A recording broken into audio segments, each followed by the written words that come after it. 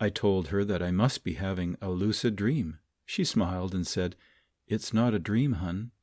I then exclaimed, "Sure it is. These are very realistic. I read all about them, but I don't get these too often." She then said again, "You're not dreaming, and when I put you back, you will know it's not a dream." Then another level of heightened awareness came to me in another wave as she held me. I told her, "I must be dead. Somewhere my body is choking to death or something, or I stopped breathing." She reassured me that my body was just fine, and to ease my anxiety, she let me see it peacefully lying in my bed.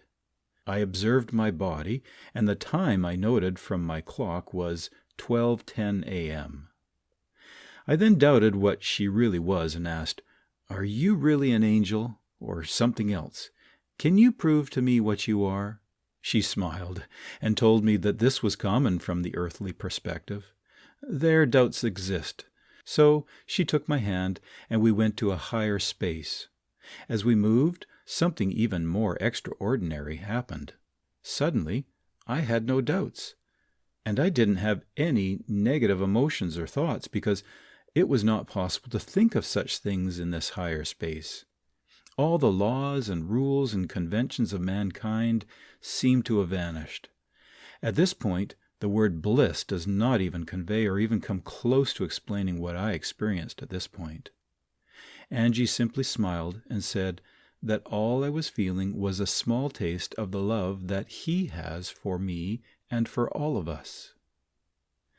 This encounter lasted for over 4 hours. Angie told me many deep, private, and meaningful things about myself, about humanity, and about how we are all made of His light. She said she was made of the same light as we all are, and that we are all fractals of Him. She told me this was my reward for searching for Him and for His truth. She was so happy for me that I had gotten so far in my own personal search.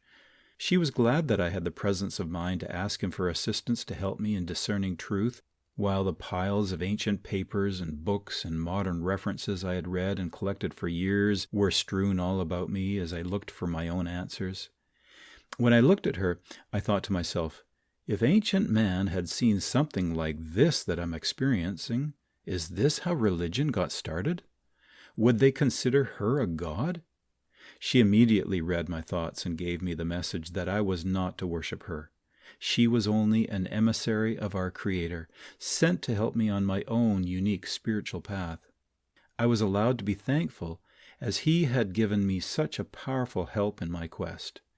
I was assured that Angie really did exist. Angie told me all of this was happening because I deliberately went out on my own path to find Him. She showed me how many years ago I had discarded my old music tastes and learned to listen and appreciate to music that was inspired from a higher level of consciousness. This was music that didn't hurt the spirit and mind with negative messages or discord. I had also stopped watching movies and shows that pandered to the lowest common denominator. I avoided the temptations of drugs and alcohol.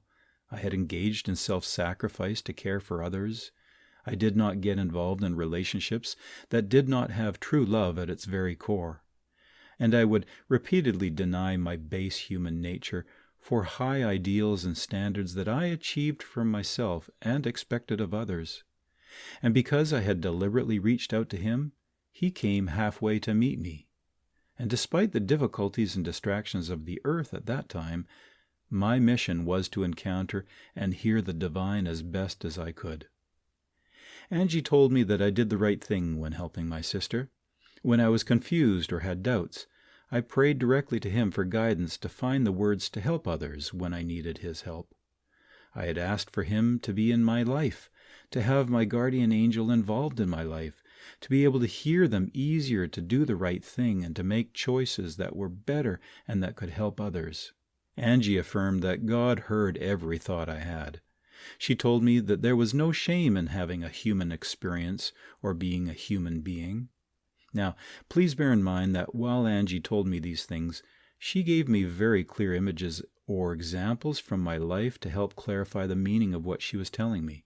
For example, she showed me how she was with me from the very beginning, and how she helped me in childhood when I was frightened or had nightmares or made difficult moral choices in my life.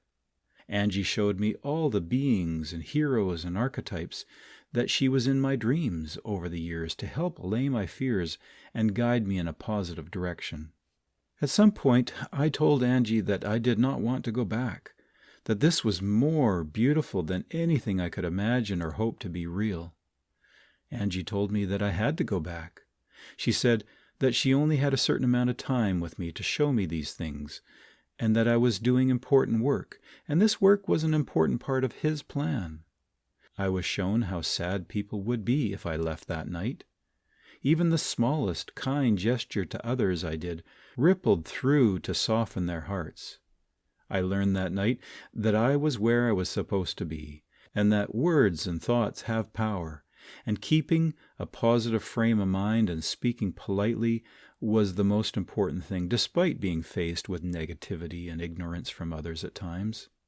Angie told me that I was perfect as He saw me. She said that I was too hard on myself many times, when in reality we learn lessons on earth, and making mistakes is simply a part of the learning process, and that this human form was for a specific purpose, to interact in this world, to do the jobs and roles that He chose for us, and to do all things for a purpose.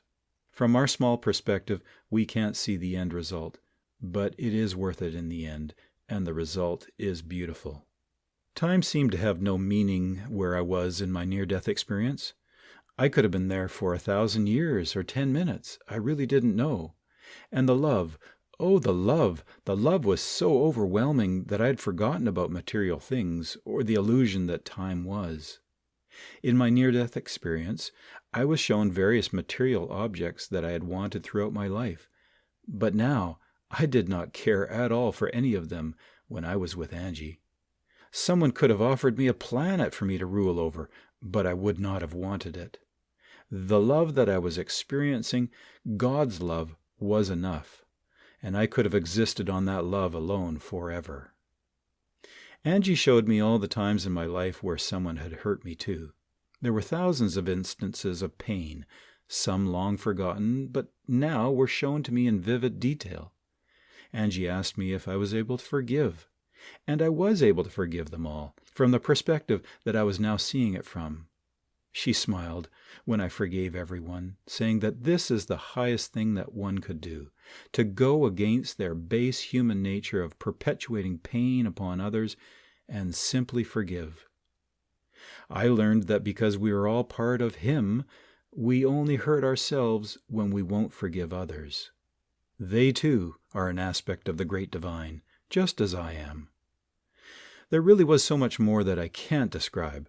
Most of the encounter and talk took place on a beautiful alien planet. The landscape had a 500-foot-tall tree standing in an open plain, and there was a river with a beautiful storm in the background with violent lightning.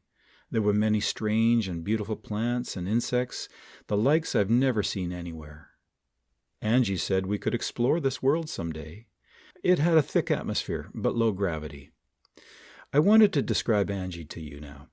She was like 15 feet tall, beautiful and stunning to look at. Her eye color was gold, and they emitted light like the sunrise. There was not a negative tone to her speech, or to any of her feelings that she expressed, or any negativity to anything that she did at all. Her speech was far more eloquent than I could ever attempt to imitate. She also emitted a soft, light, glowing hue from behind her. I was given the impression she could appear as anything to convince me of her status, to convey messages from our Creator. As we finished, she was about to put me back into my body, and it was about 4 o'clock in the morning, but I begged for an extension.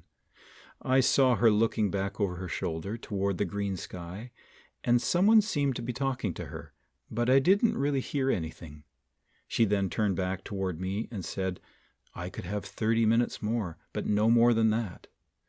Gladly I took this, and in that time she showed me that love was actually like a physical force, like gravity or electrons or photons of light, that they pass through all times and places and dimensions, and they are actually all part of the Creator of all things. When she did put me back in my body, I felt like I was putting on a heavy, tight diving suit. I heard 2 loud knocks on the bedroom door, snapping me awake to remember everything vividly. I felt like I weighed a single pound. This feeling of unnatural peace and being lightweight and feeling loved persisted with me for about 12 hours that Sunday. It also seemed I had a sensation that I was physically held at some point, as in my dream. And when I sat up in bed, she then instructed me to get up and start my Sunday by washing everyone's clothes and helping my grandparents.